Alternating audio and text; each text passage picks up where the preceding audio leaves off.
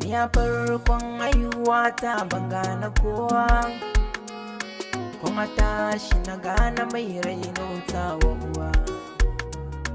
Na biyun baban mu shi ke ba mama ruwa, sannan sai yayu makwabtan mu da doyan uwa. Kuma tashi na iya zama da gudu har tsayuwa, har na kai munzali makaranta zan yi zuwa. Na karatu da sana'a don gyaran rayuwa, na yi dace har na yi aure tushen haihuwa. Shin waye samar da ni, waye rene ni, waye mini ilimi, waye mini arziki. Shin me yake so na yi mar? Malamin ya bani amsa tambayar da na mar, ya ce da ni Allahu shi ne komai ya samar. Shi yake juya lamari na abin da ya samar, ya halitta mutum da aljannan bauta mar. Addinin bautarsa ɗai shi ne Islama, addinin manzo na ƙarshen su mafi girma. Shi ne Muhammad bin Abdullahi dan Amina, wanda ya ce ya bauta wa Allah ɗaya nabina, ba mai cika musulmi sai mai san ma'aiki, ya yadda da ma'aiki, sannan ya sai da sallah.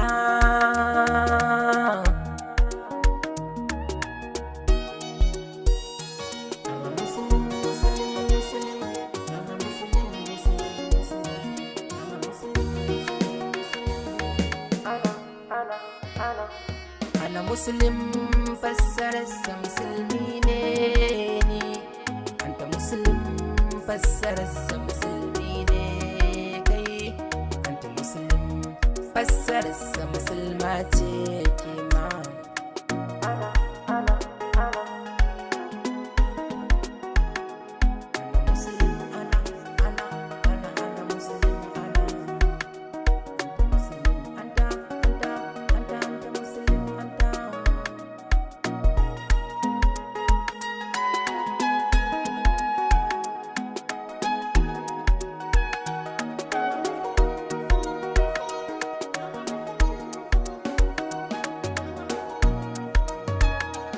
Na yadda addinin ƙwarai shi ne musulunci, tun farkon duniya yake tsayar da adalci, wanda ya kage halittu ya numfashi da abinci.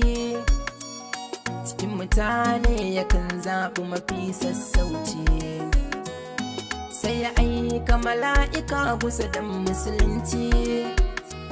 Shi ma sai ya sanar mutane don su fahimci, wanda ya sa musu rai yake yayi musu kunci.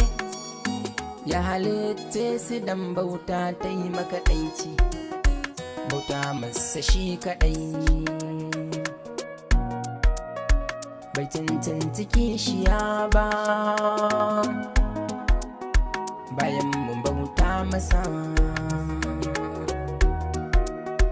Aljanna sakamako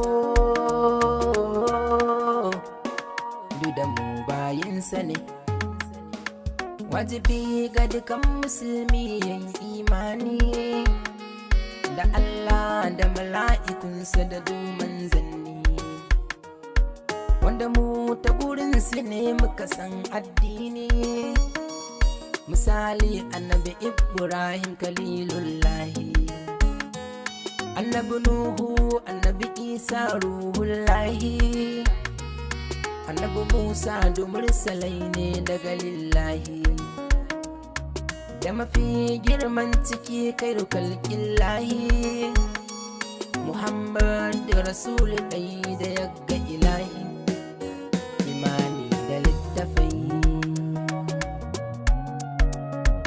wanda ya bawa annabawa,